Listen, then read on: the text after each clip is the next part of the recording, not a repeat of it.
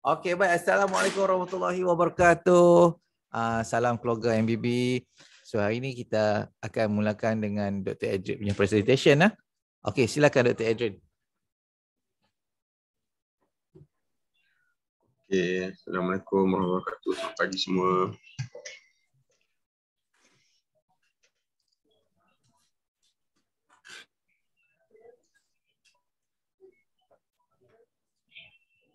Okay.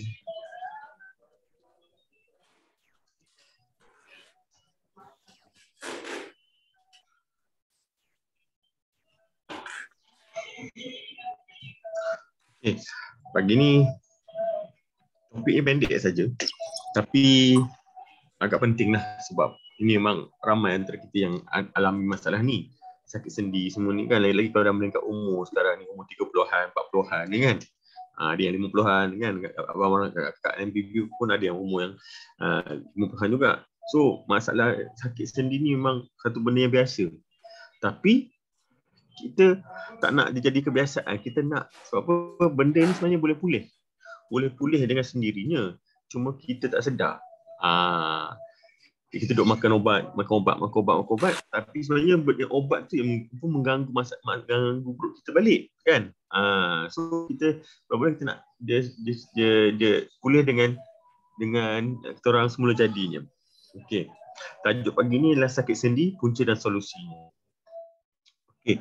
Ini secara roughly lah jenis-jenis sakit sendi lah, orang kata sakit-sakit sendi yang wujud dalam medical lah. Tapi kita senang nak kata kita sakit lutut lah, sakit lutut kan, sakit sendi, sakit lutut, sakit bahu, sakit siku semua kan. Itu senang, bahasa mudah kita lah, sakit sendi kan. Okey, dia ni permulaan kita kena faham dulu.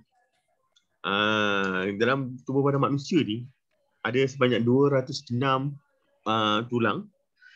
Sendi pula, sendi joint ada 360 joint. Pertemuan antara dua tulang tu kita panggil sendi tu ada 360. And then 360 sendi ni kita orang dipegang oleh lebih kurang 900 ligamen dalam badan kita, dan distabiliskan juga dengan muscle 39. So ini jumlahnya, jumlah tulang, jumlah sendi, jumlah ligamen, jumlah massa yang terdapat dalam tubuh badan kita. Okay. Apa punca masalah sendi kita sebenarnya? Dia senang, sama je. Sama tu semalam. Stresor kita. Physical stress, chemical stress, physical stress, trauma, jatuh, kan, selio, kan, pergi, ada orang terlanggar bahu kita ke, sakit bahu kita sebab orang terlanggar kan. And then sedentary lifestyle pun. Sedentary maksudnya kalau tak bergerak langsung, duduk rumah, duduk main telefon, itu pun akan menyebabkan sakit sendi juga. Lepas tu natural posture. Maksudnya kita jalan membongkok. Kita suka jalan membongkok, ataupun kita suka apa tu orang, maksudnya kita tegak tapi kita suka ke depan kita punya kepala. Itu pun unnatural posture, pun akan menyebabkan sakit-sakit sendi juga. Chemical stress contohnya main ubat contohnya ubat macam steroid. Kita makan ubat steroid jangka masa panjang pun akan menyebabkan tulang kita rapuh, dan menyebabkan sakit sendi kan. Alkohol pun boleh menyebabkan kita punya sakit tulang kita tak kuat. And then kalau malnourished, maksudnya tak cukup nutrition, tak cukup vitamin D, vitamin kalsium semua tu pun akan menyebabkan sakit-sakit sendi. Yang ketiga, emotional stress. Emotional stress macam kalau kita ada stress dalam kemurungan. Ada orang dia manifestkan dengan sakit pinggang. Ada orang tu manifest dia punya kita orang stres itu dengan sakit lutut. Tapi sebenarnya dia tengah depress. So inilah punca-punca hari kita sakit sendi. Lepas tu lagi satu, sebenarnya tak ada sebenarnya istilah overuse. Dulu saya pun selalu kata, ni banyak sangat guna ni dulu masa muda. Banyak sangat guna ni masa muda, itu sekarang sakit tu sendi kita tu. Sebenarnya tak overuse ni sebab apa? Ingat tak semalam saya cerita badan kita ni Allah jadikan kita ni jadikan sebagai kata orang makhluk kan. Badan kita ni boleh regenerate dan reheal dan repair sendirinya. So tak ada pun sebenarnya istilah overuse sebab badan kita boleh pulih dengan sendirinya. Sel-sel dan tisu badan kita boleh regenerate, repair dan reheal sendirinya.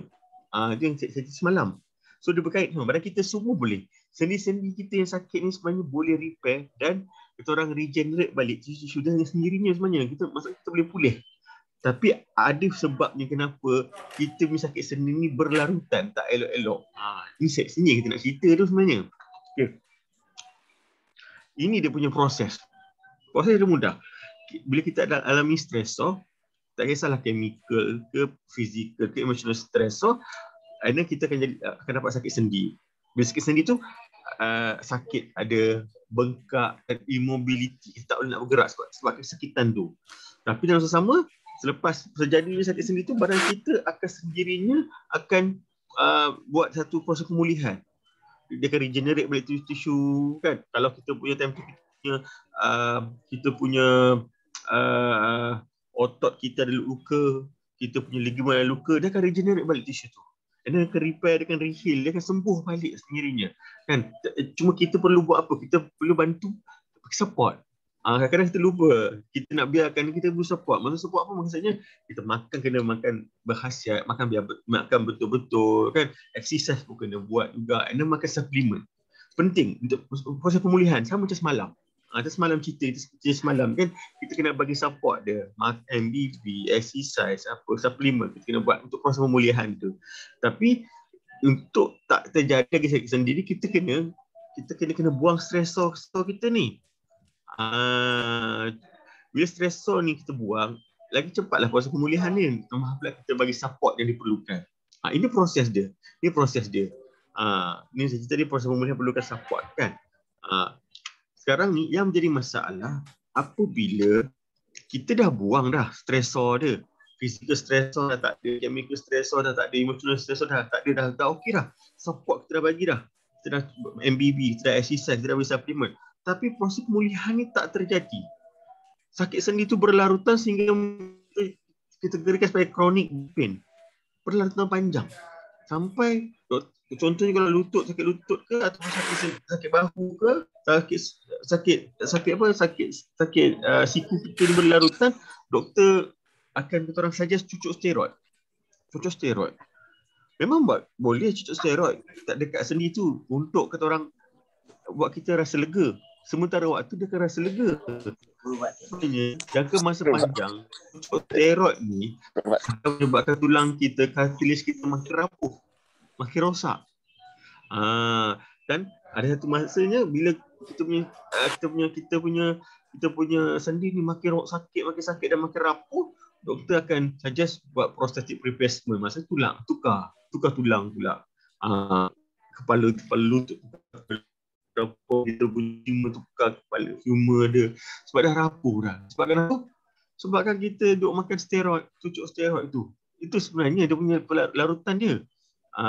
So kita tak nak terjadi sampai kita kena dalam kategori chronic joint pain ni. Sekarang kita nak tahu kenapa kita dah buang dah stresor. Kita dah bagi dia punya support. Tapi proses pemulihan tak dapat lagi berjalan dengan lancar. Kenapa? Kita kena faham. Kalau kita ada luka contohnya, kalau kita ada luka, proses nak elok luka tu kena dua benda yang paling penting. Blood supply yang baik dan supply saraf yang elok. Nervous supply yang baik. Blood supply dengan saraf. Kalau salah satu ni tak cukup, lambatlah proses pemulihan dia. Even luka kecil sekalipun. Kita faham tak konsep orang yang ada masalah diabetic foot. Orang diabetic foot dia ada masalah blood supply yang tak elok, dan bersama dia ada masalah saluran saraf yang tidak lancar. That's why orang ada masalah kecil diabetic foot kecil ni, bila ada masalah blood supply dengan nerve ni, luka dia lambat baik. Itu konsep yang sama juga dengan kita sakit sendi ni. So blood supply kena cantik, nerve supply pun, saraf punya supply pun kena lancar. Okay. Sekarang ni kita kena faham juga dulu. blood supply senang. Contohnya macam saya kata tadi, physical stress ni, even kita di sedentary lifestyle ni maksudnya tak bergerak langsung pun boleh menyebabkan sakit sendi. Sebab apa? Blood supply tak cukup. Blood supply tak cukup. Andai kata contohnya sakit lutut dah. Sakit lutut kan, ada orang kata kena rehat, tak boleh gerak langsung sebab dah overuse. Macam saya kata tadi, tak ada konsep overuse sebenarnya. Sebab badan kita boleh pulih dengan sendirinya. Sendi kita boleh pulih sendirinya. Yang menjadi masalahnya, blood supply tak cukup. Contohnya, macam nak bentuk lutut kita dapat blood supply cukupnya. Kena banyak bergerak. Sebab apa? Kita punya calf muscle kita punya betis, otot betis kita ni, dia ada satu sistem pump. Soleus pump. Setiap kali kita bergerak, setiap kali kita berjalan, dia akan kali pump tu, blood supply akan naik ke satu badan kita balik, naik atas balik. Maksudnya blood supply kat bawah yang pergi ke graviti, ke kaki kita, dia akan naik balik. So bila kita bergerak, dia akan pump dan blood supply kita akan lancar balik. So blood supply kita akan lancar balik. Contohnya akan lancar balik. Itu pasal kalau Abang Azizul, dia kata sakit lutut. Sakit lutut, tak boleh buat apa. Alas, tak sakit lutut ke? Dah hilang sakit lutut sebab dia tak nak, dia bukan amalkan immobility, dia mobilkan diri lagi, bergerakkan lagi. So dia keep on pump kaki dia supaya blood supply ke atas badan dia lancar, makin lancar. So setiap pemulihan akan bertambah lancar sebab tu blood supply dia cantik. Itu dari sudut blood supply. Dari sudut saraf pula, kita kena bagi supply saraf yang baik. Kita ada 3 jenis sistem saraf, orang kata kan. Pertama, sistem supply kita punya kulit. Kulit. Lepas tu myotomes ni, myotom ni satu bahagian kulit kita ni ada sistem saraf dia yang supply. Dari mana sistem saraf tu? Daripada saraf tunjang kita. Saraf tunjang kita. So ini dermatom tu kulit. Kita rasa sakit tu, contoh kita rasa sakit kat mana? Dekat jari kita. So supply saraf dari mana? Daripada contohnya gambar ni, supply saraf tu daripada, kalau jari kita daripada C6, C6, C7, C8. Saraf lah tu cervical 6, 7, 8. Myotom ni nervous system yang supply kita punya fungsi muscle. So kalau kita sakit otot, nervous system mana yang supply? Kita akan tahu ini. Even tulang kita ni ada sistem blood supply dia sendiri dan ada sistem saraf dia sendiri. That's why kalau kita patah tulang, kalau darah lancar, cepat pulih. Kalau nervous system kita lancar, cepatlah pulih tulang tu. So kita kena tahu kita ada 3 sistem saraf juga. Dermatom, myotom dengan sclerotom. Sclerotom untuk tulang lah. Macam saya buat kotak merah ni. Ini sistem dia. Sistem peredaran darah ada, peredaran nerve. Nerve tu dia punya saraf lah. So bila itu pasal pentingnya, kita dah faham konsep blood supply yang cantik. Sekarang ni kita nak faham juga punca juga kenapa tak proses pemulihan tak jalan. Salah satunya adalah nervous system. Nervous system yang sistem yang tak lancar. Kita punya sistem saraf tak lancar. Daripada mana? Saraf tunjang. Saya tadi saraf tunjang. Yang mana selalunya orang abaikan. That's why sakit sendi ke, sakit lutut ke, sakit siku, sakit bahu, dia sakit pula dekat pinggul, depan pinggul tu tak elok-elok. Sebab kita terlepas pandang bahagian sistem saraf kita daripada saraf tunjang kita. Sebab tak semestinya nak sakit tulang belakang. Nak sakit belakang, tulang belakang nak bagi tahu kita ada masalah saraf. Tak. Kadang-kadang kita punya tulang belakang kita dia lari sedikit tapi tak manifest dia simptom sakit tu tak ada langsung sebab dia lari sedikit saja ataupun dia punya alignment lari mengikut dia mengikut umur kita, makin lama makin dia sengit tapi dia tak sakit. Sebab tak pinch saraf kita. Dia cuma lari tulang belakang kita tak berapa, kita orang lurus sahaja. Tapi bila tak lurus pun itu pun akan menyebabkan sistem saraf kita terganggu. Walaupun tak sepenuhnya, tapi even secara kita sedikit akan mengganggu kesembuhan. So sangat-sangat penting jugalah. Andai katalah kita tadi kan stresor, dah ada stresor tu kan, kita dah buang semua stresor, and then kita dah bagi support, MPB, exercise, kita bagi supplement, dah cantik dah ni kan, semua kita dah bagi, tapi masih lagi kita ada sakit sendi. So jangan kita orang guna sedikit, keluarkan sedikit kos untuk kata orang kita check tulang belakang. Ada tak kita ada masalah dengan tulang belakang?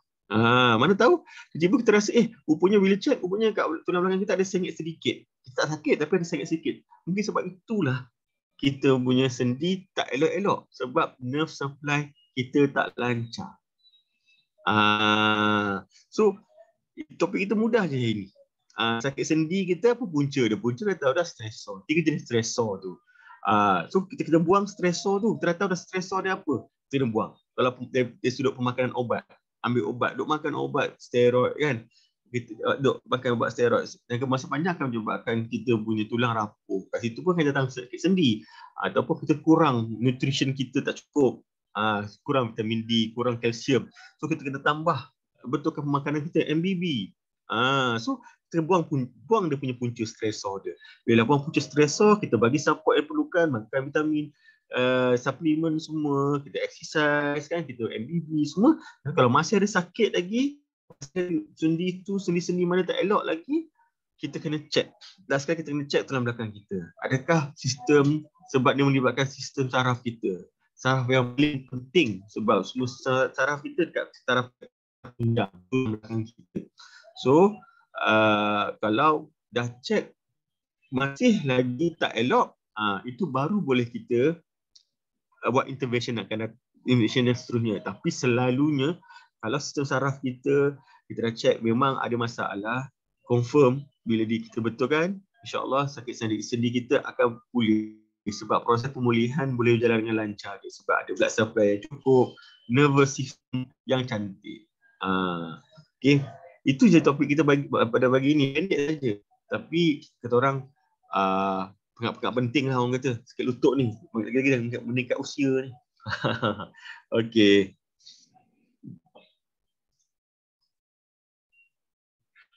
Dengar je Zul. Terima kasih Dr. Adrian. Okey, baik. Kita ada suatu soalan daripada Tuan Razman kita kepada Dr. Adrian. Saya masa first year MBB dulu dengan kekerapan bersenam sama seperti sekarang. Tapi saya kerap kena sakit sendi, lutut kram, perut dan sakit lower back. Kadang-kadang berhari-hari, malah ada yang berminggu, especially back injury. After 1 tahun MBB sehingga sekarang, dah 2 tahun lebih, syukur Alhamdulillah saya dah jarang kena lagi sakit-sakit seperti di atas, kecuali masa COVID dan denggi sebelum ni lah. So saya nak tahu, selain fitness level, apa sebenarnya yang telah improve pada badan saya? Hormon ke? Vitamin D level ke? Usus makin sihat ke? Tulang belakang makin sihat ke? Oh, ada saka ke? Okey. Lagi soalan nombor 2. Jika ada masalah tulang belakang, adakah dengan konsisten bersenam boleh membantu? Okey, baik. Silakan Dr. Adrian. Okay. Soalan pertama dia, yang tadi apa yang menyebabkan dia bertambah tak sakit lagi dah, macam first year dia mula-mula dulu kan. Dia keseluruhan. Saya kata dia dah bagi support, yang penting-penting support tu. MBB dengan makan biar betul, makan cukup, semua makan puas. Bukan bila dah makan puas semua perut dah cantik dah. Gut brain axis dah cantik dah orang kata. Otak pun boleh buat apa, boleh berfikir dengan lancar, sistem saraf kita semua lancar. Sebab dah MBB dah, and then dia support dengan suplemen dia, ambil alpha kan, ambil vitamin D, APD, ambil vitamin C semua, cobal semua kan. Lepas tu apa lagi, dia exercise dia nak kata blood supply, yang bila kita dulu sakit, bila kita tak sihat dulu, kita duk terlantar rumah. Bila terlantar kan, salah satu stresor, physical stresor adalah immobility. Jadi sedentary lifestyle, maksudnya tak bergerak. Bila tak bergerak, itu berehat terlampau banyak, itu pun adalah physical stresor untuk badan kita juga, sendi-sendi kita. Bila kita dah mulai exercise, blood supply kita kan exercise, so blood supply kita akan lancar balik. That's why makin lama, makin sihat badan kita, kuranglah sakit-sakit sendi tu. Ada keseluruhan, bukannya makan salah satu, makan ke vitamin D ataupun apa. Tak, ada keseluruhan. Badan kita akan sihat bila semua sihat. Semua kita buat satu masa. Soalan kedua ni apa ni? Tulang belakang. Adakah, jika ada masalah tulang belakang, adakah dengan berkonsisten bersenam boleh membantu? Ya dan tidak. Sebab apa sakit tulang masalah tulang belakang ni ada macam-macam jenis dan macam-macam kategori dia pula. Kalau kategori sebabkan dah dia tak bergerak sangat, kita buat exercise, dia akan bertambah sihat lah. Tapi kalau masalah tulang belakang, contohnya tulang belakang kita sengit ataupun dia punya vertebra terlari sedikit disc dia, exercise saya tak rasa boleh bantu. Dia perlukan kata orang correction ataupun mungkin kena berjumpa chiropractor yang betul-betul bertauliah. InsyaAllah dia perlukan. Bukan semua sakit masalah tulang belakang ni boleh diselesaikan dengan bersenam saja. Okey, baik. Kita tengok Saka membantu. Ada Saka tu. Sebab tu stamina dia gila-gila. Okey, baik. Assalamualaikum Dr. Ed. Ada soalan pada Dr. Salam. Saya nak tanya ni, saya ni masalah macam kembung tu dah okey semua, tak ada masalah. Cuma saya punya belakang ni masih sakit tau. Dia sakit bahagian kanan tulang belakang tu. Dia bukan tengah-tengah. Yang tengah tulang belakang kita, dia sebelah kanan tu sakit. Sebelah kiri okey. Jadi bila kalau urut tu memang rasa dekat masa tu memang sakit lah. Tapi bila saya pergi urut kan, urut dalam sejam situ, dia okey, dia rega. And then lepas dalam seminggu ke ataupun kurang dari seminggu, dia akan sakit balik. Jadi saya nak tanya, itu biasanya masalah muscle ke atau tulang ke sendi ke atau macam mana? Sebab saya tak ada pergi check lagi sebenarnya. Itu je lah soalan saya. Kalau sakit dia bukan betul-betul tengah, maksudnya kita tepi sedikit, tu lebih kepada muscle ataupun kita punya ligament. Tapi apa penyebab dia pun kita tak pasti. Apa yang duk sakit. Adakah kita punya tulang belakang dia orang tak alignment lari sedikit pun boleh menyebabkan juga. Contohnya lah kan, kita lelaki selalu letak wallet dekat poket belakang sebelah kan. Bila kita duduk kan, bontot kita terangkat sikit satu belah. Kat situ pun boleh menyebabkan kita punya alignment tulang belakang lagi dan masa panjang akan sakit pinggang. Kita pakai sakit pinggang lah ni. Kita maksud sakit pinggang lah tu. Sakit pinggang.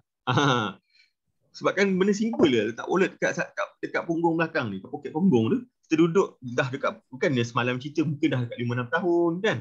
Tapi lama-lama alignment pinggang kita, alignment tulang belakang kita pun lari sedikit. Dia lari sedikit tu akan ganggu lah dia punya structure, dia punya muscle-muscle yang pegang tulang-tulang kita tu. So kat situlah tulang belakang kita sakit.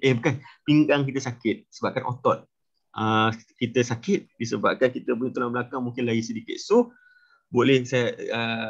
boleh cuba jugalah, check juga saya katalah. Kita dah buat semua benda, dah urut, kita dah MBB, kita dah bagi support dia, kita dah cuba buang semua stres. So kalau masih lagi sakit pinggang tu, cuba chiropractor. Tengok alignment cantik ke tak cantik kan. Mungkin lari sikit kita tak sedar. Dia lari sikit tak lurus sangat pun menyebabkan kita punya otot sakit. Maksudnya daripada masanya problem ni boleh jadi punca dari tulang belakang juga. Ya, boleh sebab alignment kan. Alignment. Macam kereta kalau alignment lari, tayar botak. Macam tu lah. Tayar botak, drive macam boleh lari. Semua sama je konsep dia.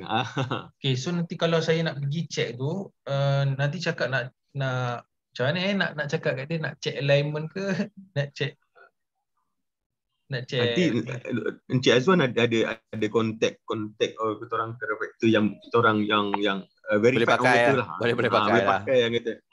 Nanti minta Encik Azwan. Dia tahulah. Dia tahulah. Okey. Apa nama tadi? Apa faktor? Chiropractor. Nanti minta Tuan Azwan type sikit. Saya tak tahu eja dia macam mana. Okey, baik, saya type eja dia. Tapi untuk masalah Tuan, doktor, terima kasih doktor. Untuk masalah Tuan Ismail ni, dia simple saja. Kalau untuk kita ada masalah tulang belakang ni pun semua, dia punya pain tu, sakit dia tu tak berhenti tau. Dia constant saja. Kita pergi mengurut pun dia tetap sakit. Dia coaster, dia takkan on, dia takkan off, dia takkan on, dia takkan off, dia sakit saja. So, kalau macam masalah Tuan Ismail, dia more tu untuk masalah kembung aja tau. So dia kembung ni sebab apa? Sakit belakang. Dia mudah. Taklah saya kena mute saya bagi orang clear sikit dengar apa saya cakap. Okey. Bila kita bloated, dia sama juga macam jadi dengan orang mengandung lah. Okey. Dia automatik bila kita bloated, dia perut kita akan kurangkan kita punya kawalan terhadap otot abdomen kita. Dia bagi loose lah otot abdomen kita. So bila otot abdomen kita loose, kita nak berdiri straight tu agak susah. So apa yang berlaku, dia akan hantar signal kepada otot tulang belakang untuk cengkam, untuk dia jadi berkerah, dia cengkam. Untuk cekam kita punya tulang belakang kita tu supaya kita boleh berdiri straight dah, supaya kita boleh buat kerja lah apa semua. Dia otot cekang lah, tapi bukan masalah tulang belakang 100% pun. Saya kata tak ada masalah tulang belakang pun. So yang mana bila kita urut, boleh sendawa, release pressure apa semua, badan kata okey dia tak bloated dah, tak ada masalah. Dia pun perut dia tak mengembang dah apa semua. Kita boleh kontrol balik otot abdomen kita, secara automatik kita punya sakit belakang tu hilang. Lepas tu duduk tak duduk dia main balik. Dia tak duduk dia main balik. Lepas tu kita urut belakang bagi sendawa apa semua. Lepas tu dia hilang. Esok lusa sekejap lagi dia main balik. Lepas tu kita, yang ni perkara biasa lah. Benda ni kena buat secara orang kata manual lah untuk sementara waktu ni. Kalau lagi satu, kalau sakit tulang belakang ni, dia kembung juga. Tapi kalau macam MBB tu dah dekat 2, 3, 4, 5, 6, 7 bulan tak ada apa improvement sangat slow. Minta pergi jumpa chiropractor, minta check untuk tulang belakang, minta dia scan ke apa semua, baik x-ray apa patut. Lepas tu dia akan tunjuklah mana-mana yang mana sepit ke apa semua, ataupun buat ultrasound check untuk hyperthermia dulu. Dua benda ni saja. Hyperthermia, ni tak payah nak buat scope pun, buat check ultrasound pun dah nampak dah. Lepas tu satu lagi untuk kalau macam satu lagi, kalau macam sakit tulang belakang ni, buat chiropractor suruh dia check lah apa-apa problem. Itu je lah ceritanya. X-ray je lah. So kalau macam untuk Tuan Ismail, macam Tuan Ismail, dia bukan jadi concern, tak ada concern sangat pun. Steady dulu kita MBB dulu. Dia bahagian sakit tu betul-betul belakang perut ni. Tak apalah, kita bukan bahagian atas dekat bawah pada kalau urut sedawa dia hilang lah. So kalau nak dia hilang secara kekal tu kena konsisten kena konsisten MBB apa semua, lepas tu konsisten workout, lepas tu dia steady lah. Sakit-sakit sendi sebelum tu hilang. Macam Tuan Mak Yi kita. Salam doktor dan Tuan Azwan.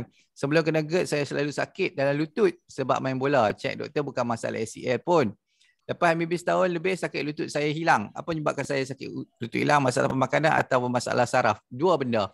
Makan satu problem. Saraf ni bukan saraf sakit mana pun. Dia bila kita ada masalah stres berpanjangan ni lah, let's say kalau kita ada macam masalah sibuk ni, stres berpanjangan lah juga kan. Dia kurangkan kita punya blood supply dengan nerve supply. Blood supply kita tak cantik, nerve supply kita pun tak cantik. So kita punya pembentukan cartilage kita punya problem. Macam-macam lah problem kat jointing kita, sebab tu sakit tu. Sakit dia macam orang ada jarum kat situ. Macam ada jarum, sama ada boleh kata dalam lutut ataupun kat luar kulit tu mencucuk-cucuk, tak tentu pasal. Tapi itulah, MBB saya selesai lah. Kalau benda tu selesai, kalau kita ada masalah tulang belakang, ada masalah lutut, solve masalah tulang belakang dulu, baru akan solve masalah lutut. Kalau kita solve masalah lutut, kita tak solve masalah tulang belakang, dia jadi balik sakit lutut. Okey, ada soalan pada doktor. Ni Cik Alina kita. Pertanyaan agak lari sikit, ada masalah terlekat di tekak, kadang-kadang ketat dada dan juga masalah air liur berlebihan. Sebelum ni dah jumpa doktor. Cakap masalah akak tu, doktor bagi ubat angin, gastrik dan kurang asid. Apa pertanyaan dia? Pertanyaan Cik Alina ni, kata Kak Alina ni sebab tekak-telekat lah, ketat dada, air liur berlebihan. Itu je lah. So tak apa kalau yang ni clear cut lah, saya jawab lah clear cut lah. Masalah tekak-telekat, kita jawab tekak-telekat ni panjang sikit. Ketat dada sebab bloated lah Masalah air liur berlebihan sebab acid reflux. So kalau macam ubat gastrik dan kurang asid tu tak perlu makan lah sebab tak membantu pun. Dia tak membantu langsung daripada segi pemulihan. Cuma bolehlah kurang sakit sat. Tapi kalau kita bergantung ubat tu dia jadi penyakit lain pula. So leceh. So untuk tekak-tekak ni sebab dia kekurangan nerve supply dekat kita punya tekak sebab tekak kita automatik. Kalau dia ada macam kekurangan blood supply dengan nerve supply sebab kita stres, kita kembung, dia masuk sympathetic dominant, tekak kita akan terlekat secara automatik sebab benda ni proses automatik. Proses peristalsis turunkan makanan tu automatik. So dia jadi short circuit sikit, dia ada asal macam terbuka, tertutup, terbuka, tertutup. Itu perkara biasalah kalau kita urut bagi sendawa apa semua, hilanglah masa tekak-tekak tu. Lepas tu MBB betul-betul lah dah. Okey. Tuan Mak Yi, ya Abang Mam jogging tak ada masalah sekarang ni. Berlari jauh dah. Oh, champion. Abang Azizul pula suspend kat saya sebab saya duduk jogging tepi hutan. Abang naik turun bukit hutan tu man. Tak apa kalau kena colek dengan orang Bunian boleh kahwin. Segak mereka kata. Tengok-tengok Abang Azizul pula. Dia tengok, oi baiknya dia ni. Allah, dia tangkap lah. Simpan sat. Abang nak celah sikit untuk Ismail. Sila. Untuk adik Ismail tu tenang-tenang, sabar-sabar, bagi masa untuk proses baik pulih ni. Jangan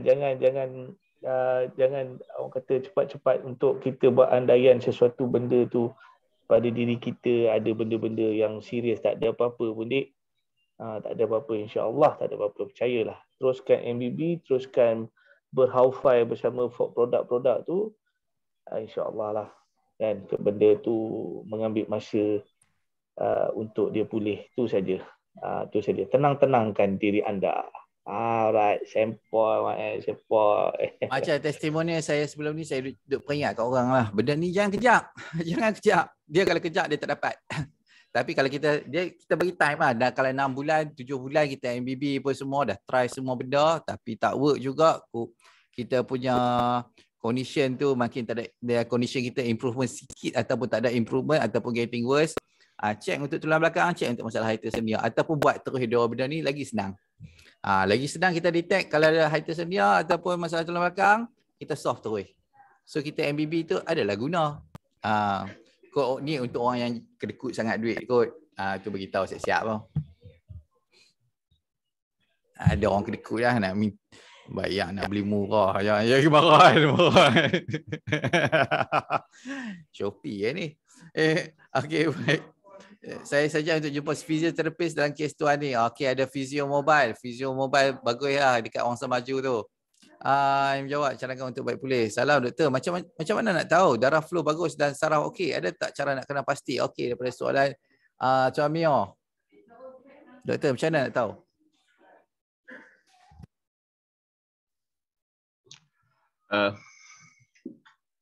Kalau nak tahu darah flow cantik ni, kalau betul-betul nak tahu, kita kena buat MRI lah. Itulah paling cantiknya, nak tahu betul-betul darah kita lancar tak lancar. Itu dari segi teknikal gitu lah, kita nak tengok betul-betul lah MRI lah. Tapi kalau bagi saya, kalau sistem saraf kita nak tahu sistem saraf kita cantik, kita punya sistem blood supply cantik, tengok kita well-being kita. Kalau kita makin sihat, kita orang lifestyle kita makin sihat, kita makin tidur makin tidur cukup, tak ada buang besar, semua cantik kan, makan pun semua tak ada masalah lah. Kita rasa sihat walafiat, sikit-sikit sendi tak ada, tu maksudnya kita punya badan dah sihat lah, insyaAllah. Itu secara general. Tapi kalau betul nak check tu, memanglah kalau salah darah tu check MRI semua lah. Kalau saraf tu kena buat EEG, kena buat EEG tu memang untuk sistem saraf lah, orang kata dia tengok saraf otak kita semua jalan lancar tak. Itu kalau dari sisi teknikal. Tapi kalau secara general, kita boleh rasa badan kita macam mana. Tak sakit lagi dah, lutut dah tak sakit, semua tak sakit, kita boleh buat macam biasa, makan semua sedap, semua tak ada masalah, tidur pun lena kan, penghadaman kita lancar. Itu maksudnya kita punya sistem peredaran darah dengan sistem saraf kita makin baik lah. Itu secara general lah. Dr. Ed. Ya. Alang-alang ada orang tanya pasal MRI ni, saya nak tanya. Dulu saya masa umur 3 tahun, saya ada operate jantung sebab jantung berlubang. Jadi dalam jantung saya ada coil lah sampai sekarang ni. Jadi lepas tu IJN bagi satu surat. Dia kata yang saya tak boleh buat MRI. Jadi nak tanya benda tu valid lagi tak, ataupun mungkin sekarang ni dah ada teknologi baru ke yang membolehkan saya untuk buat MRI kalau in case ada apa-apa lah yang jadi akan datang ke. Tu je. Maksudnya coil tu maksudnya dia besi. Maksudnya dia guna besi tu, konsep besi. Masa dulu mungkin guna besi. Sekarang ni coil dia dah macam jenis kan. Tapi dia masih lagi guna pakai MRI dia gunakan sistem magnetik. M tu magnetic resonance, MR magnetik. So memang apa-apa yang melibatkan besi tak boleh pergi ke dekat-dekat MRI. So Encik Ismail tak boleh lah menggunakan MRI tu. Sebab ada benda besi tu. Habis tu ada tak cara lain yang boleh menggantikan MRI tu untuk scan ke atau detect apa-apa yang masalah pada badan saya ke? Memang tak ada dah. Kalau kita nak check aliran darah semua tu, cara nak guna lagi MRI tu untuk aliran darah kita semua. Tapi mungkin sekarang ni bagi saya tak perlu pun nak check semua benda-benda yang kata orang mahal-mahal tu. Tak. Kita buat dulu. Kita buang stresor kita buat MBB, kita exercise, kita ambil supplement. Buat itu dulu. Tak payah pening-pening kepala benda-benda aku ada masalah saraf ke, aku ada masalah blood supply tak lancar ke. Tak, itu akan menyebabkan apa tau? Emotional stress pula. Stresor emosional pula. Kita menyebabkan diri kepada emotional stress. Tak perlu kita buang semua tu dulu. Kita buat betul-betul MBB ni punya cara. Makan dia betul, makan puas, ada supplement kita ambil, and kita exercise. Buat exercise. Lama-lama insya-Allah blood supply kita akan lancar. Itu secara natural. Allah pun kata kita kena bergerak. Kita tak duduk satu tempat, kita tak duduk rehat sepanjang kan. Sebab bila tak bergerak, badan tak sihat. Maksudnya badan tak sihat, blood supply tak lancar. Sistem nerves kita pun tak lancar. So buat exercise tu. Mula-mula memang tak boleh. Tapi kita paksa sedikit. Lama-lama akan boleh. Macam Abang Zizo, macam Cik Razman. Dulu macam mana diorang cerita kan. Daripada tak boleh nak berjalan langsung, nak berjalan sikit, tak boleh. Lama sekarang ni berkilometer, tak ada benda. Gian dah jadinya. Betul tak? So, dia bermula tu. Permulaan tu. The first step is always the hardest. Tapi yang bestnya dalam MBB ada group support yang bagus, yang kuat. Itu kita kena pakai dulu. So Encik Ismail jangan duk fikir yang kata orang yang high-tech ni, nak check lah betul lah aku punya darah ada masalah, ke nerve system aku ada masalah. Tak perlu pun. Jangan pening kepala dulu. Buat dulu MBB. Benda-benda high-tech tu kemudian. Tu memang kau dah buat semua benda tak jadi juga. Itu boleh kita check tu. Macam saya kata lah, kita dah buang stres. Kita sendi tu, kita dah buang stresor, kita dah buat, kita bagi dia punya support dia. Baru kita tolong belakang kita. Itu last sekali saya kata. So tak perlu pening kepala sangat. Ikut dulu MBB. Buat jadi MBB. InsyaAllah. Lama-lama semua akan jalan lancar lah. Darah kita akan lancar. Nerve kita akan lancar. Okay. Thank you, Doktor. Ya. Assalamualaikum, Doktor. Waalaikumsalam. Selamat pagi. Ni saya nak tanya Doktor. Ialah bawah saya ni, bawah lah, bahagian bawah ni, kalau kita kena chili kan, kalau chili kan dia rasa macam panas-panas macam tu kan. Pijar-pijar lah. Yang tu dia apa punca dia, Doktor? Tak belah bawah mana tu. Betul. Bontot pedih lah bila berak. Dia macam mana nak cakap segan lah pula kan. Ialah bahagian kita punya senjata tu. Senjata. Ingatkan terberak tadi. Kalau saya makan cili memang terasa pedih. Tak, dia benda ni saya rasa macam berpanjangan jugalah. Kadang-kadang dia hilang, kadang-kadang dia ada kan. Dia tak macam apa selesa lah. Angin ke apa, Doktor? Rasa pijar-pijar. Macam pijar-pijar. Tapi dia tak adalah kuat mana pun. Kencing lawas? Kencing okey. Kencing okey tu. Dia perasaan dia rasa panas kat itu . Dia lah macam tu, kalau kita kena cili kan dia ada macam pijau-pijau kan. Okay. Tapi kalau buang air besar, kencing semua okey. Dia tak ada sakit apa semua. Ini macam Fungsi baik lah. Fungsi baik lah. Angin. Abang Ayub ada rasa macam tu dulu tu. Oh, ya ke? Angin Abang Ayub. Abang semalam buat testimoni pasal Abang Ayub mah. Abang Ayub macam mana sekarang? Okey, alhamdulillah. Tak boleh nak cakap banyak dengan bawa kereta. Oh, ya ke? Banyak ada je jalan-jalan. Dia cuma hilang angin lah angin tu. Urut. Banyak kena juga itu ni. Sampai pergi klinik sampai pukul 3 pagi. Telefon kat Wan tu pasal jadi sini kan. Dia angin lah. Urut. Memang betul dia hilang sendiri je lepas tu. Kita nak urut bagian kita tu lah. Urut je lah. Urut lah kat tempat angin kat perut apa semua tu urut lah. Sebab saya ingat tangan saya ada cili apa kan. Tak rasa apa kan. Saya kena tadi lama juga lah kan. Rasa takut juga lah. Pasal apa rasa sakit lepas kecil. Pasal kecil tak ada apa lah. Ingat kan batu ke apa kan.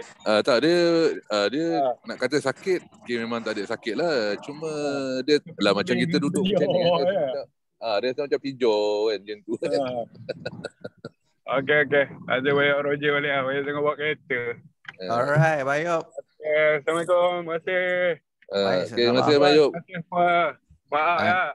Baik. So untuk apa Tuan Ismail lah tadi Tuan Ismail, saya faham masalah Tuan Ismail ni, dia apa anxiety tu boleh kata gagah memang kuat lagi lah. Saya faham benda ni sebab saya duk handle orang ni dah berapa tahun dah. So saya kenal sangat lah perangai-perangai ni macam mana.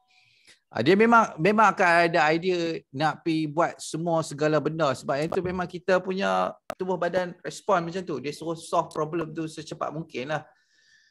So bila kortisol kita tinggi, otak memang laju 24 jam. Otak memang laju 24 jam. Dia akan fikir macam-macam segala benda jahat. Tapi itu bukan masalah apa kita punya mental tak tau. Itu bukan masalah mental. Itu adalah kita punya stress response, tubuh badan normal. Yang penting Tuan Ismail kena kata kalau ada idea bukan-bukan ke apa ke duk kira lori atas kita, kalau macam kita sangkut kat flyover lepas tu kita nampak lori, kita kira berat lori, kita risau benda flyover tu runtuh ke apa semua, tu normal sangat. Dan betul apa sebab saya ada kawan saya seorang, dia dulu kena masalah anxiety ni, dia explain kat saya dengan detail tau. Dia rasa macam hidup tu duduk dalam satu sangkap. Yang nak buka dia susah, nak lari pada benda tu susah, terperangkap. Dia tahu benda ni anxiety, dia tahu macam mana nak solve, dia tahu semua benda dia tahu. Cuma untuk nak keluar pada tu kita perlukan masa. Dia bukan ada shortcut. Kita memang kita akan ada idea nak pergi buat rawatan tu sebab tu orang boleh buat duit dengan kita. Macam Abang Adib bagi tahu saya lah, orang lemah ni, orang yang kena gastric anxiety ni, dia macam orang lemah. Waktu tu, kalau orang-orang campak apa saja pun, semua dia tangkap, ambil. So, kita ikut mana yang proven method saja. So, dalam MBB ni, kita ada community yang dah prove okey balik. Daripada takut nak pergi jamban pun takut, apa semua pun takut. Sekarang ni dah boleh kerja apa semua, normal balik. Even ada orang nak bunuh diri apa semua, nak terjun jabatan, sekarang pun dah okey, boleh kerja balik normal, tak ada masalah. So apa yang perlu kita keep on dengan MBB ni dan enjoy the process. Untuk tu kita kena study banyak sikit lah bab MBB ni. Benda MBB ni dia bukan orang kata ada satu manual kitab boleh belek tak. Dia kita kena individualize lah. Individualize punya apa nak repair orang tu. So, kalau itu nak pesan ke orang, apa yang dapat services untuk MBB ni consider tersangat murah lah. Tersangat murah dalam dunia ni. Tersangat murah. Sebab kita ada accountability. Apa-apa problem kami kena balik lah. Macam tu lah. Even penjual suplemen lain tak ada macam ni, even doktor sendiri pun tak ada benda macam ni. Adalah, doktor adalah accountability tu adalah, cuma dia boleh tambah ubat lah. Yang mana kami ni kena tengok orang hari-hari. So, untuk Tuan Ismail, jangan risau, enjoy the process. Relax, chill. Kalau macam tengok Abang Ayub semalam punya cerita, dahsyat tu. Semua segala benda lah. Segala benda. Awal-awal test untuk Alpha tu, awal-awal 2 kotak tu tak ada rasa apa pun, tak ada beza pun. Fras pun tak ada juga Abang Ayub tulis. Masuk kotak ketiga apa semua, slow. Ujung kotak 3 slow hilang satu. Sampai sekarang. Itu saja. So, chill, relax. Kalau rasa macam kelang kabut ke apa semua, hantar saya mesej ni, lambat sikit saya nak reply. Hantar dekat Dietech dulu. Kalau Dietech tak tahu macam mana pun dia pun cari saya juga. Okey, baik. So kita tengok untuk Tuan Mio punya soalan. MRI bahaya tak sebenarnya kepada badan? Ni soalan ni banyak orang tanya ni. MRI ni bahaya tak Dr. Ed? Bila dia melibatkan magnetic resonance, dia radiation lah. Dia ada radiation juga sikit guna magnet, tapi sama ada radiation. So kita tak ada buat MRI ni setiap minggu pun, setiap bulan pun tak. Kadang-kadang paling buruk pun setiap 6 bulan kalau orang yang memang ada masalah lah yang perlukan cek MRI. MRI ni paling kerap pun sebulan atau 2 bulan sekali kan tu kan. Dan tak adalah tak adalah lebih pada 10 kali yang masa setahun tak kan. Tapi ya, even X-ray pun, X-ray biasa pun tak boleh banyak kali. Sebab tu X-ray orang mengandung tak boleh. Sebab dia ada radiation. So apa melibatkan X-ray ke, melibatkan MRI ni dia tak baik kesihatan sebenarnya. That's why kalau yang bekerja dekat bahagian radiologi, dia orang ada tag radiation tau. Tag radiation yang dia kena bawa setiap hari. So semasa dia boleh tengok dia punya tag radiasi tu dah penuh, dia orang kena cuti. Dia orang layak dapat cuti. Tak kisahlah seminggu ke 2 minggu ke sebulan, sampai dia punya tag tu berkurangan balik radiation dia. Itu dia punya itu dia punya risiko juga yang dia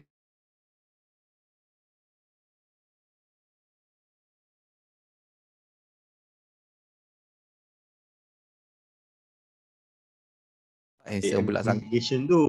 Okay. Sebab dia orang pun hari-hari bekerja kan, tapi dia orang ada tag. Tu. Okey, baik. So kita setuju sungguh dengan doktor kata bila kita syek duk kusut, duk risau, duk kejap-kejap sembuh tak dapat, enak akan dapat masalah baru, masalah emosi pula. Masalah emosi paling leceh sikit. Macam Abang Zul kata, enjoy the process, insyaAllah semua boleh sembuh, yang penting istiqomah. Ya betul, 2 benda kena cek, masalah hitasenia dengan masalah tulang belakang. Cek 2 benda ni saja. Kalau sakit telok macam mana? Bukan angin pasang ke sakit? Dia sakit telok ni ya betul angin pasang. Satu kalau macam orang dewasa, jadi dia akibat kita punya kita punya yang pegang perut ni, dia ada satu nama greater momentum atau something macam tu, lupa. Dia macam satu selaput. Selaput ni boleh ada problem dengan dia jugalah. Dia sama juga macam jadi masalah hitasenia, sama jugalah. Iaitu kita hilang integriti kita punya sel dengan otot. Benda tu jadi lemah. Dan satu masa kita punya otot, kita punya perut tu boleh terburai. Bukan terburai itu teruk sangat lah. Dia macam melendok masuk dekat kita punya kawasan telok tu. Itu pun iya juga, angin pasang juga, stay juga benda tu. Dia digelar hernia juga. So buatlah senaman Wan untuk menguatkan otot tu. Itu tak ada lain dah. Buatlah senaman. Itulah cara dia. Itu je cara dia, tak ada cara lain dah. Betul. Duk ratib ni suruh buat senaman je lah. Itu je lah, bukan ada buat apa pun. Itu je lah. Contoh macam kita buat squat, kita buat latihan abdomen apa semua tu, bagi perut six pack tu, dialah salah satu pada nampak cantik, estetik apa semua. Kita sihat, dia pun menguatkan kita punya otot juga. Boleh pakai lama lagi. Bolehlah handsome sampai ketua, bolehlah kahwin dengan darah tua nanti.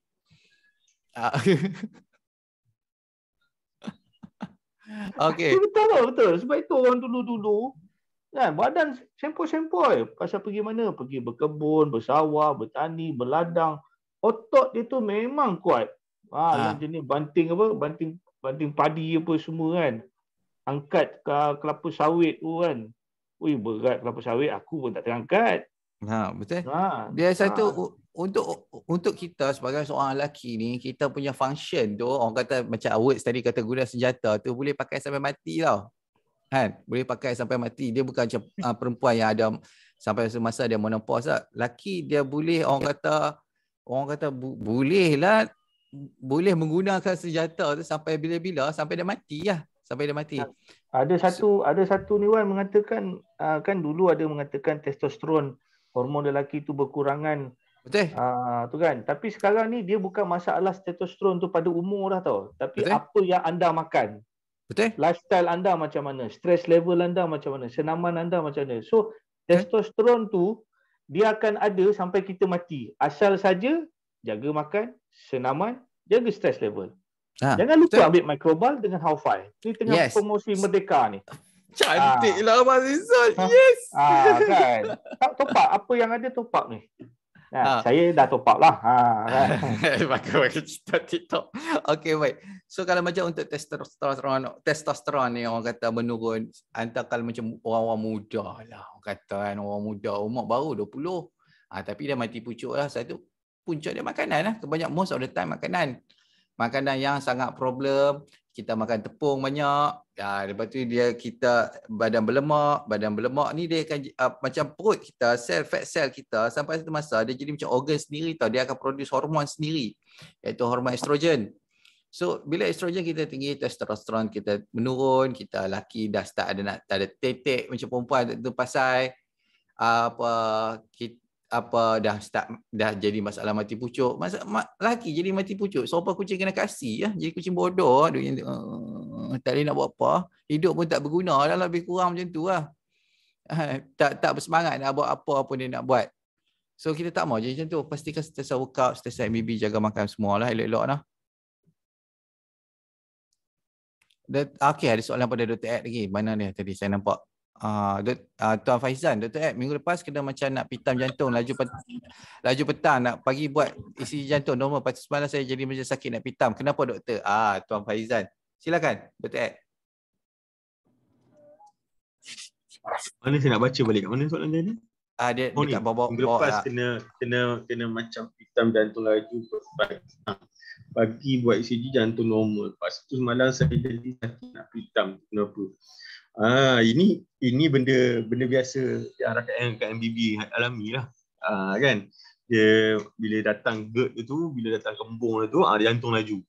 Jantung laju bila check ni lama saja. Lepas tu duk 2-3 kali pergi jumpa pergi klinik ke pergi emergency, tak semua normal, doktor akan hantar ke psikiatrik pula. Dia ni sakit jiwa ni. Betul tak? Ini sebenarnya benda normal saya selalu dengar lah kat dalam kita MBB ni. Semua sebabkan masalah pengharaman dia tu. Mungkin sibuk, ada masalah angin kembung sikit tu kan. Bila kita buat MBB balik, buat cara makan betul balik, lama-lama dia akan hilang. Tanyalah yang dah lama duduk MBB ni. Sebab ada masalah ni. Untuk Tuan Faizan saya kata cuba cek untuk masalah hyperthermia tengok. Sebab Tuan Faizan ni agak lama dah. Cek untuk masalah hyperthermia. Tak payah buat skop pun, buat ultrasound lah boleh nampak dah. Okey baik, geng-geng telco tak detect tu doktor, ni semua geng-geng berani mati hebat lah telco ni, pen power. Okey baik. Buat squat senang kerja badan boleh di mana-mana, mula dengan ni Tuan Razman kita bagi nasihat. Buatlah squat senang saja, boleh buat di mana-mana, mula dengan 10-15 rep, 3-4 set buat hari-hari. Allah, kalau buat 10-15 set, 3-4 set, mau kalau orang baru tu lembek terus lutut tu. Okey, Assalamualaikum. Tuan Khadijah, hari tu saya sembelit, sekarang tu perut saya tak, sekarang ni perut saya tak sesat. Bila makan je mesti rasa membuang, perut memula rasa tak sesat kan. Nak buat kerja pun tak boleh kalau macam tu angin kak. Ya, masalah angin. So untuk Puan Khadijah, kita tengok dulu sembelit ni terjadi kalau ambil sayur banyak ataupun buah, lepas tu kita makan, kita tengok kita buangan tu ada sisa-sisa sayur ataupun kali hijau, maksud kita terlebih sayur, kita kurangkan sayur. Lepas tu ataupun kita introduce suplemen baru, macam kita ambil HPD ke microbal ke, dua benda ni selalu buat problem sikit lah untuk orang baru nak introduce. So dia jadi angin, dia jadi sembelit, dia jadi tak selesa. So cara dia adalah kita berhenti sekejap. Contoh macam Happy D tu, kita berhenti sekejap 2-3 hari, bagi reda dulu, lepas tu kita continue balik dengan setengah. Lepas tu kita tengoklah badan rasa macam mana. Kalau boleh buang air besar, okey, kita ambil satu. Lepas tu kalau jadi problem balik, kita berhenti 2-3 hari apa semua, bagi reda, lepas tu kita ambil setengah balik. Kalau setengah okey, lepas tu kita ambil satu balik. Lepas tu kita tengok satu tu boleh maintain berapa lama. Kalau maintain rasi saja tak ada masalah, baru kita introduce microbal pula. Microbal pun kita ambil setengah saja. Lepas tu kalau dia sembelit, dia berangin, okey kita berhenti 2-3 hari, bagi reda, lepas tu kita campur balik microbal tu. Macam tu cara dia, ulang-ulang buat macam tu sampai okey. Tuan. Ya. Saya Halijah ni. Okey, baik. Kalau kita nak makan ubat sembelit, boleh ke? Apa dia? Kalau kita nak makan ubat sembelit, boleh ke? Nak makan ubat, makan ni boleh je, tak ada masalah. Lactose solution tu boleh je ambil. Apa ubat nama cair, ubat? ubat bagi lembut najis, pelembut najis. Itulah sebab saya dah 3-4 hari dah jadi macam tu. Kadang perut saya tak selesa, nak tidur pun tak boleh. Kalau macam tu ambil lah ubat pelembut najis. Wan, kalau dia air manis dia tu macam mana Puan Harijah dia? Lepas tu satu lagi, makan daging kena makan, lemak kena makan. Lepas tu jangan takut makan benda manis, makanlah macam air manis ke apa semua, ambil lah, tak ada masalah. Saya tak ada minum manis. Patutlah. Ambil minum manis sikit. Minum manis sekali. Ya ke? Sebabnya saya takut nak minum manis. Nanti minum manis lagi sakit. Nasib baiklah Puan Khadijah masuk dengan Zoom meeting kali ni. Nasib baik sangat-sangat. Jangan lupa, saya pesan ke orang yang MBB semua, kita gula liberal tau. Kita MBB, kita gula liberal. Kena ambil air manis ke? Nak mudahkan membuang, ambil daging, vitamin C, iaitu real C tu, lepas tu ambil minuman manis sikit. InsyaAllah, membuanglah dia. Itu yang saya amalkan lah. Itu yang saya amalkan selama saya berada di MBB ni. Itu yang saya amalkan. Alhamdulillah. Sebabnya saya kalau sakit perut mula, saya kerap pergi ke tandas. Kadang-kadang tak ada nak membuang, dia buang angin. Kadang-kadang dia membuang sikit. Pasal dia tak lapor diri lagi. Dia dah lapor diri, dia akan membuang. Dia sembelit. So Kak Khadijah jangan lupa air manis tu minumlah, tak ada masalah. Sebab bila orang tu stres, dia lagi perlukan lebihan. Kita perlukan lagi gula untuk kita nak bagi relax tubuh badan kita tu. Kalau kita kalau kita stres, lagi kita tak makan gula, lagi kita takut gula, lagi dia nak sembelit. Saya dah sebulan lebih tak makan gula. Tak ada lah. MBB ni kita gula liberal. Ingat, kita gula liberal, kita tak ikut yang mana orang kata, janganlah ambil benda manis apa semua ni. Tak ada apa manfaat pun, ambil lah. Jadi apa ke perut saya ni nanti akan pulih lah ya? Standard. Tak ada masalah. Saya dah panik lah Tuan. Macam-macam simptom datang. Tak apa, sama je. Semua sama kat sini. Dekat sini semua sama. Semua ada masalah yang sama. So kalau macam Kak nak ambil ubat pelembut najis, boleh, tak ada masalah. Boleh. Ambil ubat tu, lepas tu minumlah manis, makanlah daging. Dua benda ni sangat penting. Okey. Okey Tuan. Saya akan minum manis lah kalau macam tu. Minum manis, jangan takut minum. Cuma jangan macam Milo ke Horlicks ke benda-benda 3 in 1 ni jangan ambil lah. Kalau Cordial boleh lah. Cordial boleh lah. Akak nak minum Sprite ke nak minum Coca-Cola pun boleh je, tak ada masalah pun. Okey Tuan, terima kasih. Baik, sama-sama. Okey, baik, untuk kita tengok. Kita ajar betul mana naik turun Bukit Urat di kotak kaki cekang man. Faham tu lah, tengok apa Abang Zizul hari tu kita jumpa Abang Zizul kata jalan pun dah steady lah, tak cengkoi lah jalan. Itulah Mat, ni Wan memang betul pun Wan, dia sebagai seorang lelaki lah Man. Tu je lah kita mengakui lah benda tu kan. Untuk kita lihat daripada sudut yang positif lah. Kan, untuk kita lihat daripada sudut yang positif betapa benda ni perlu untuk seorang yang bernama lelaki. Apatah lagi dia adalah suami. Kan pasal benda tu dituntut, pasangan kita pun perlu mendapatkan dia punya apa yang kita panggil kepuasan dirinya juga kan. Jadi kalau kita stres-streskan diri, maka rajin-rajinkanlah bersenam, rajin-rajinkanlah ber-MBB, sebab daripada MBB itu dia akan membantu kita meningkatkan hormon-hormon yang baik dan sekaligus dia akan menyahcaskan stres-stres yang tak baik. Yes. Kan. So usahlah kita dalam bahasa kasarnya mengadu domba tentang sakit itu, tentang sakit ini. Ya, saya mengakui. Saya sendiri pun pernah sebelum berjumpa dengan Azwan ni pun saya pernah buat cek jantung dan doktor mengatakan jantung saya otot di sebelah kanan. Rhythm dia tak cantik. Kan. So benda-benda tu adalah sebagai satu pemangkin untuk saya berubah pada mengubah diri saya, pasal saya tahu saya seorang yang kuat bersukan semasa saya zaman remaja saya kuat bermain olahraga dan bola sepak. Dan apabila saya pada tahun 98 saya memang 98 saya mengalami kecederaan ACL di lutut kanan.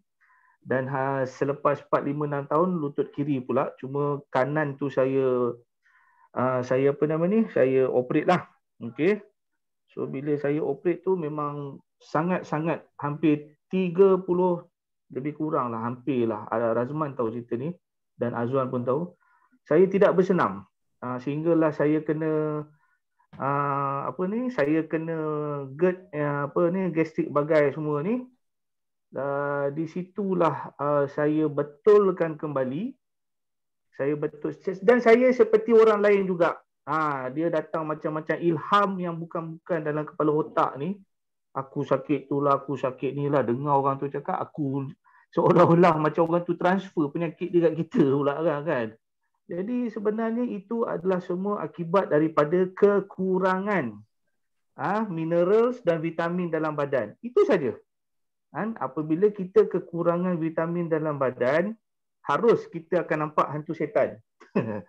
Harus kita akan nampak hantu syaitan pasal kita hidup dalam keadaan yang teramat stres. Okay? Kita hidup dalam keadaan yang teramat stres. So kita kena kurangkan stres tu untuk kita menghindar nampak-nampak benda lintasan lah, benda itulah, benda inilah. Bukan nak menafikan tapi ini yang saya alami.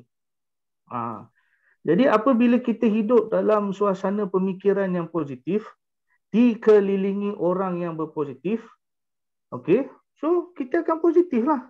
So pada peringkat umur kita ni, jangan kawan pilih kita untuk berkawan dengan dia. Kita pilih kawan kita. Kita pilih dengan siapa kita nak berkawan, dengan siapa kita nak berurusan. Jangan orang pilih kita. Orang pilih kita akan bawa lah macam-macam. Engkau ni kenapa kurus sangat lah. Engkau ni penyakit lah, baik kau pergi cek. Padahal kita bangun elok, mood elok, berak lawas, stres kita kurang. Memang hidup kita akan sentiasa ada stres. Tipu lah kalau tak ada stres. Memang orang tu tak normal lah. Kan? So kalau kita asyik dikelilingi oleh orang-orang yang tak sepositif kita, so maka hidup kita akan jadi susah. Jadi selepas saya minta maaf sikit lagi. Okey, alright, sila.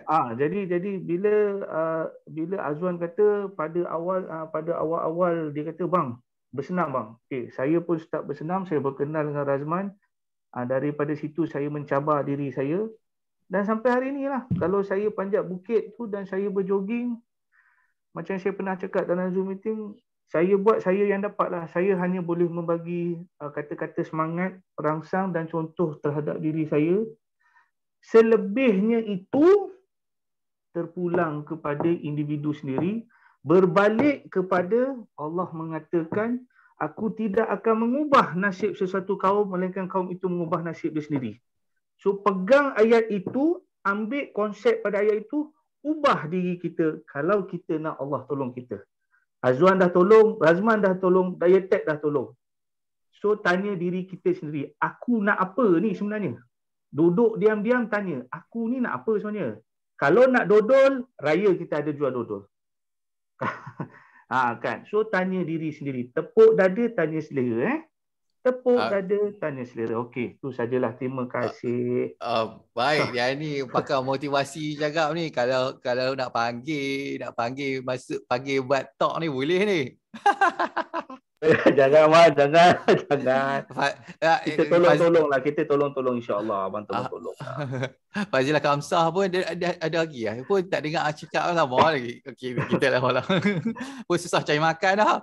Buat apa tak ultrasound. Okey, ultrasound ni mudah sebab selain pada kita scope ni leceh sikit lah. Baik kita buat ultrasound dulu, check untuk hyperthermia kita. Kalau ada masalah hyperthermia, kalau type 3, kena buat operation untuk tarik balik bawah perut kita tu. Baru akan berlaku pemulihan dengan drastik, dengan laju lah.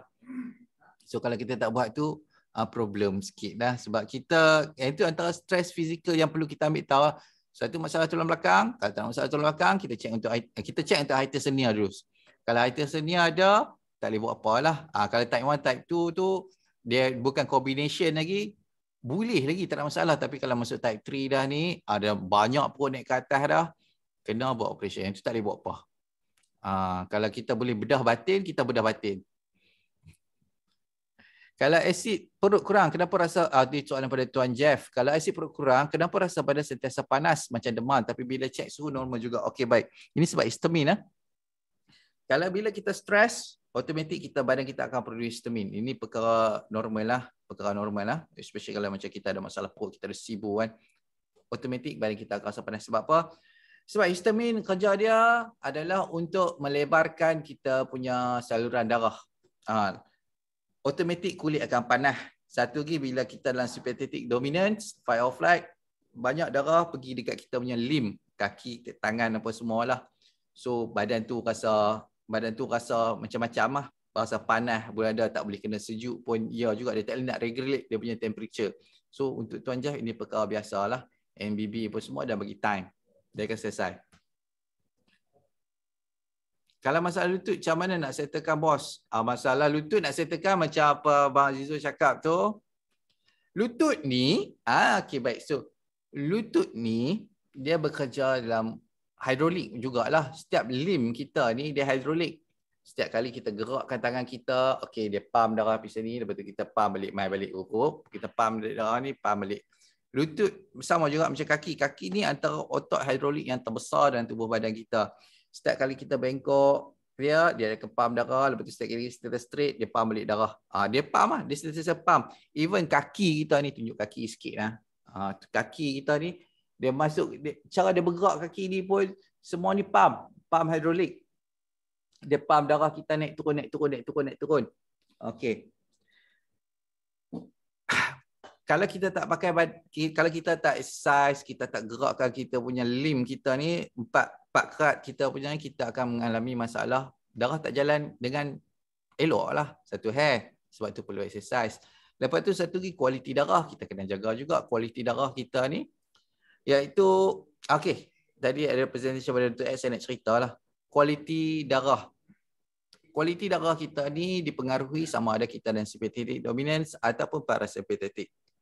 Sympathetic ataupun parasympathetic lah. Sympathetic ni fight or flight, parasympathetic ni rest and digest.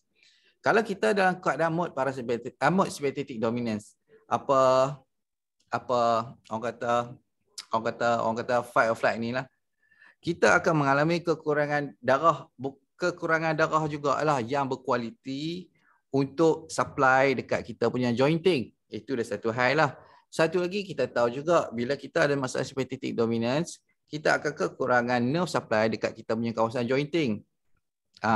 So combination kepada benda ni, kualiti darah kita kurang supply, kurang bekalan saraf juga akan menyebabkan kita punya automatik akan berlaku banyak lah dekat kita punya kawasan jointing ni. Kita punya cartilage, kita punya synovial fluid tu yang orang kata darah filter kita antara lutut kita akan compromise.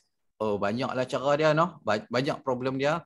So apa yang kita boleh buat adalah kita MBB lah. Kita MBB betul-betul dan kita pakai lutut kita sebaik mungkin. Macam Abang Azizul, dia panjat bukit terus. Senang.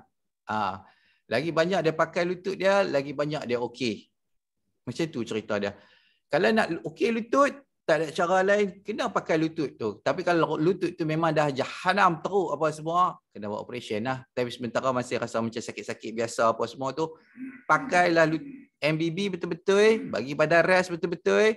Dah 50%, 60% tu dah okey. Kita amal HPD, mikroba apa semua, rehabilitasi. Lepas tu kita workout. Sungguh-sungguh pakai kita punya otot bawah ni. InsyaAllah tak sakit lutut lah. Kalau kita still stagnan, tak bergerak ke mana apa semua, sakit lutut pun, hello. Macam tu untuk Tuan Razman. Okey, kita serupa headwind. Boleh kita serupa. Okey, baik. Boleh Puan Khadijah, insyaAllah boleh. Okey, baik. Power Banzer dengar, terima kasih Cik Razman, dia selalu di hutan, dia dapat dari orang asal. Mantap Abang Zul, love you lah. Bersemangat sungguh, rasa macam nak pergi lari half marathon. Tuan Razman boleh buat, saya half marathon. Kemungkinan half marathon tu tak lari lah 3 bulan kot. Ultrasound berapa tuan? Saya tak tahu dia punya kos. Dr. Adrian tahu tak untuk buat ultrasound kos dia berapa selalunya? Ratus-ratus je rasanya. Berapa ratus tu? Susah tak pasti sebab lain dia punya, kita punya nak check tu lain harga dia kan. Okey, baik. Apa tanda-tanda hyperhernia? Tanda-tanda hyperhernia sama juga, gastric GERD, reflux apa semualah. Lepas tu satu lagi kalau nak tahu, kalau kita apa ni? Okey, tak apa. Nanti saya cek balik ni. Okey, baik. Tanda-tanda hyperhernia sama juga macam gastric GERD, angin, reflux apa semua ni. Sama saja, dia tak ada beza pun. Cuma beza dia adalah bila kita MBB, macam 5, 6 bulan, 7 bulan, dia punya improvement tu kurang ataupun sedikit. Eloklah check untuk masalah hyperhernia dan juga masalah tulang belakang. Itu sahaja. Okay, so kita tengok. Mulai hari ini saya akan minum manis. Okey, baik. Terima kasih atas info yang baru lega sikit hati ni. Okey, tuan makan microbiota terbaik. Sekarang saya makan sebelum tidur. Untuk Tuan Joex, makan anytime saja, tak ada masalah. Kalau dia tak kembung apa semua, makan saja. Anytime. Doktor klinik, dekat klinik Dr. Ed ada tak buat ultrasound ni? Sekarang semi klinik saya tak ada ultrasound. Saya tak ada guna ultrasound. Tak ada ultrasound. Kita pergi klinik-klinik lain lah macam tu. Saya masih selalu tak puas nafas and tak selera makan, tu je. Sebab masalah gas. Masalah gas kalau macam tu, minum air dulu. Benda ni kena buat manual. Awal-awal ni kena buat manual. Kita kurangkan stres kita sebanyak mungkin dan dia akan membantu kita pemulihan. Yang paling penting sekali sebelum tidur tu penting, sebelum makan tu pun penting. Iaitu kita minum air, urut bagi sendawa apa semua sampai nafas lawas, sampai rasa kita boleh kemut balik otot perut kita tu dengan normal, otot abdomen kita tu, baru kita makan, baru kita boleh makan dengan kenyang dan lepas tu tak mengah. Satu lagi, sebelum tidur buat benda yang sama sebab kita perlukan tidur yang berkualiti untuk repair kita punya tubuh badan. Kalau tidur tak berkualiti, kita tak repair tubuh badan kita, kita tak replenish kita punya nerve supply kita elok-elok, kita tak recharge balik bateri, jahanam. Jawab dia, jahanam. Itu sahaja. Kita tak ada pemulihan lah. Nah. Okey, baik. Kalau ada soalan, silakan tanya soalan. Saya nak habiskan lagi 2 minit sahaja lagi ni. Ini kita buat pendek-pendek sikit sebab saya tengok dekat YouTube, bila saya upload video yang agak pendek-pendek ni, orang suka tengok. Kalau upload video 2 jam, orang tak tengok. Okey, saya tengok ke mana saya terlepas soalan. Dan segala hormat Puan Serdari Kak Maka minumlah air manis tu. Air manis kita dalam MBB kita liberal dengan gula. Kita tak takut langsung dengan gula ni. So benda ni kena praktis. Benda ni kena praktis, lepas tu kita lihat kesan dia. Macam tadi ada soalan pada Tuan Ismail, macam mana kita nak tahu badan kita ni nerve supply dengan blood supply kita function elok. Kita tengok 4 benda ni saja mudah. Tidur kita berkualiti, rasa tak terkejut apa semua, bangun, bila kita bangun mood kita rasa ceria, rasa tak ada masalah, badan tak sakit-sakit langsung. Lepas tu bila kita buang air besar, kita boleh buang air besar dengan lawas, tak ada rasa macam tersangkut ke, macam tak puas buang air besar ke. Lepas tu satu lagi, bila kita makan dengan hati yang gembira, makan dengan selera, kita makan sedap dan kita makan puas. 4 benda ni saja MBB core dia. So kalau kita dapat benda ni, kita dapat kesihatan, basic kesihatan. Bukan nak kata orang tu sihat betul pun, dia asas saja kita dapat sihat tu asas. So dari situ kita improvekan lagi dengan kita punya workout, dengan kita punya suplemen, dengan kita punya hidup, pola pemikiran kita kena ubah, kawan-kawan mengarut kita buang terus daripada kehidupan kita. Kita pilih orang yang berkualiti lah untuk di keliling kita ni. Kalau ada orang mengarut je, cakap nak pergi down apa semua, yang itu semua stres, benda yang tak perlu pun. Cut off saja daripada kita punya circle. Okey, baik. Ada soalan? Okey, baik. So, tak ada soalan dah. So, saya habiskan live kita dekat hari ini. So, seperti biasa, akan ada istilah minggu depan kita akan ada live. So, sekarang ni promo Merdeka ada 1 hari lagi. So, siapa yang belum membuat pembelian tu, buatlah belian dengan sekarang. 27 hari bulan ni, lagi akan keluar surat-surat jemputan lah untuk ke event. Kita limitkan lah yang boleh hadir sebab venue kecil ya, kami bukan ada banyak duit pun nak sewa venue besar-besar. Kecil-kecil je lah. Untuk apa saya launch MBB Go ni secara proper lah. So kita tengoklah siapa-siapa yang dapat hadir kepada MBB Go ni, apa kata, boleh lihat, witness lah sejarah. Kita akan mengubah sejarah, orang kata, cara kita lihat medical system itu sendiri.